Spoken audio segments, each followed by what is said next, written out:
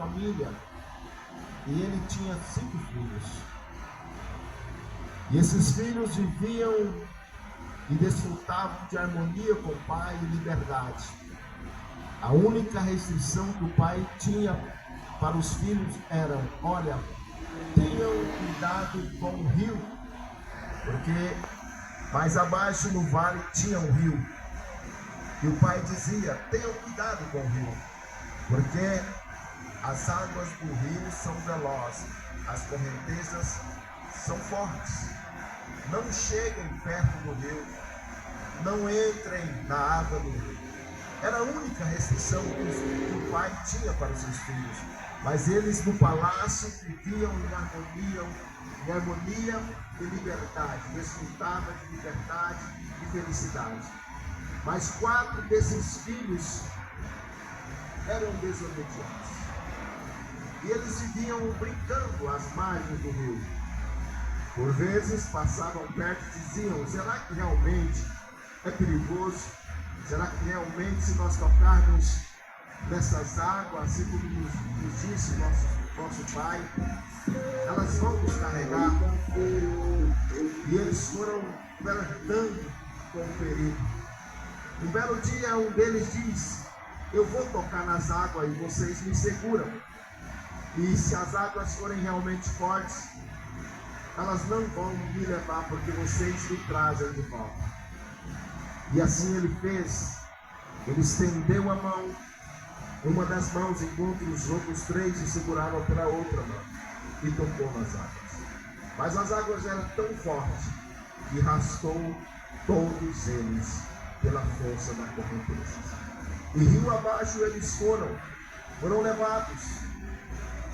E depois de um certo tempo eles depararam em uma enseada, em um lugar distante, em um lugar estranho, em uma terra desconhecida.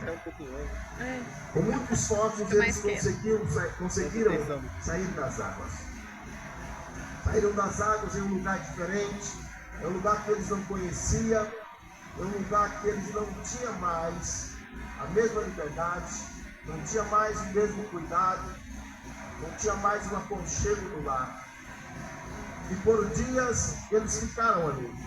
Acenderam uma fogueira, e em volta dessa fogueira, as noites frias, eles passavam em volta da fogueira e diziam: ah, como nós temos saudade de casa, como nos faz falta o castelo do nosso pai, como era bom as noites à volta da lareira, ouvindo o nosso pai, sendo aconselhado, recebendo carinho paterno. E isso por noites eles conversavam. Mas o tempo foi passando e eles não sabiam como voltar ao castelo. Dias se foram, noites se foram, e eles começaram a acostumar. Foram se adaptando naquela terra distante. Embora fosse uma terra estranha, uma terra longínqua, eles começaram a se adaptar, distante do castelo, longe do lar, distante do pai. Uma bela noite, quando iam se reunir os 4, de repente só chegaram 3. Um já não foi mais. Aqueles irmãos preocupados com aquele que faltou foram ver o que estava acontecendo. Ele tinha construído uma cabana, e nessa cabana ele começou a levar pessoas daquela terra estranha para estar com ele. E já não mais sentia falta de casa, já não mais sentia falta do pai. Estava totalmente adaptado. Antes era 4, agora eram apenas 3, em volta da fogueira. Dias se passaram, outro também não apareceu mais em volta da fogueira. Foram ver o que estava acontecendo com ele, e ele estava de longe, observando aquele que construiu uma cabana e agora se relacionava com aquele povo daquela terra estranha. Ficaram apenas 2 em volta da fogueira, mas com o passar dos dias e da noite, só um apenas apareceu. O terceiro também tinha desaparecido. O que ficou foi ver o que estava acontecendo. Ele estava dentro do rio, onde ele tinha chegado, amontoando pedras, fazendo um monte de pedras, na esperança de construir um caminho e através do rio ele chegar novamente ao castelo. Agora somente um, mais novo, todas as noites vinha e ficava se aquecendo em volta da fogueira. Uma bela noite ele ouviu uma voz familiar.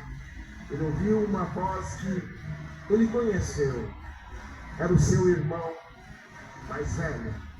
E o seu irmão mais velho diz: meu pai mandou buscar vocês de volta. Meu pai mandou trazer vocês, levar vocês novamente para o castelo. Aonde estão seus outros irmãos? Ele disse: olha, um construiu uma cabana, o outro está observando aquele que construiu uma cabana, e o outro está amontoando pedras, tentando construir um caminho para chegar novamente ao castelo. O irmão mais velho disse: não, mas o meu pai mandou eu vir buscar vocês, bondosamente levar vocês novamente ao lar. O meu pai sente falta, o meu pai tem saudade de vocês. Vamos até eles. E foram ao que tinha construído a cabana e disse: papai tem saudade, papai quer trazer, levar vocês de volta ao castelo. Ele disse: não, eu já estou bem, eu construí o meu próprio lugar, eu tenho a minha própria cabana, eu não quero mais voltar ao castelo. Foram ao que estava observando o construtor de cabana e disse: papai mandou eu vir buscar vocês novamente para o castelo. E ele disse: não, você está vendo o meu irmão, construtor de cabana? Ele não se importa mais com o castelo. Ele se tornou um observador. Ele via o problema no outro, mas não conseguia ver o problema nele, que também estava distante do pai. Foram ao que estava amontoando pedras nas águas do rio e disse: papai mandou vir buscar vocês de volta para o castelo. Ele disse: eu reconheço, eu errei, eu falhei, eu pequei, mas eu estou construindo um caminho e vou chegar ao castelo novamente. Ele disse: não, não precisa você sofrer tanto, não precisa você amontoar tantas pedras. Papai me mandou, eu sei, eu posso levar vocês de volta ao castelo. Ele disse: não, eu quero ir, eu mesmo quero construir o meu caminho, eu quero chegar lá pelos meus méritos, eu quero voltar à presença do Pai pelos meus próprios esforços. Resumindo a história ou a parábola, apenas o filho mais novo aceitou o presente do pai, que era o perdão e o retorno para o castelo. E junto com o filho mais velho, retornaram à presença do pai. Os outros três ficaram naquela terra estranha. Um se tornou construtor de cabana. E o construtor de cabana, ele se tornou um hedonista. O hedonista é aquele que está buscando os seus próprios prazeres. Ele vive a vida dele em função do prazer. Se ele está curtindo, se a alma dele está sentindo prazer e alegria, não importa se isso é transitório, não importa se isso é passageiro. Tudo o que ele faz é em busca do prazer próprio. Aquele que observava o construtor de cabana se tornou um judicialista, que é aquele que vê. Ele vê o seu erro, ele vê as suas falhas, mas não importa desde que tem alguém que erre mais do que ele, e ele possa julgar aquele alguém pelos seus erros. Ele conseguia ver o erro do construtor de cabana, sabendo que ele mesmo tinha cometido o mesmo erro, mas ele preferia apontar o dedo. Nós precisamos, mas ele precisa mais do que eu. O que estava amontoando pedras dentro do rio, ele se tornou um legalista. O legalista é aquele religioso. Ele faz prece, ele é aquele cara zeloso, é aquele cara diligente, mas ele acha que, porque ele é zeloso, ele é diligente, ele tem boas obras, ele é esforçado, ele vai alcançar novamente o acesso ao castelo. E eles ficaram. Tudo bem, você pode estar perguntando, mas eu não entendi aonde isso se aplica a mim e a você. Se aplica quando, lá no Éden, o homem tinha um relacionamento perfeito com Deus. A Bíblia diz que Deus criou tudo, e tudo de bom e de melhor, porque a Bíblia diz que quando Deus terminava de criar algo, a Bíblia diz que olhou Deus e viu que era bom. E a única restrição de Deus para o homem era: não toque na árvore do conhecimento do bem e do mal. A curiosidade, a vaidade, o sentimento de ser talvez igual a Deus, levou com que Adão, nosso pai, o pai da origem de nós seres humanos, tocou. E quando ele tocou, ele foi varrido, ele foi puxado para distante da presença de Deus. A Bíblia diz em Romanos capítulo 5 que através da desobediência de um único homem, o pecado veio a toda a humanidade. E agora, em Adão, a humanidade se distanciou de Deus. O texto que lemos diz que Deus amou. Amou de uma forma intensa. Amou de uma forma profunda. E se moveu na sua bondade e deu o seu Filho. Com uma finalidade: que aqueles que aceitarem, reconhecer que Jesus tem poder, que o nome de Jesus é poderoso para salvar, é poderoso para levar o homem de volta para casa, para o castelo, para a presença do Pai, para um lugar onde o homem pode desfrutar de vida eterna. Mas o que tem acontecido é que, como aqueles 3 filhos que preferiu ficar na sua cabana, o outro preferiu julgar, o outro preferiu construir o seu próprio caminho. Muitas pessoas têm rejeitado Jesus, o presente que Deus enviou para o mundo, o presente que Deus deu bondosamente ao mundo, deu para morrer. Era o único filho, ele não tinha pecado, justo e perfeito, mas Deus bondosamente o enviou nessa terra, e foi para que nós tivéssemos novamente acesso à presença de Deus, ou tivéssemos novamente acesso ao nosso lar. Mas muitas pessoas preferem o prazer imediato. Ele é um hedonista, ele vive em busca do prazer.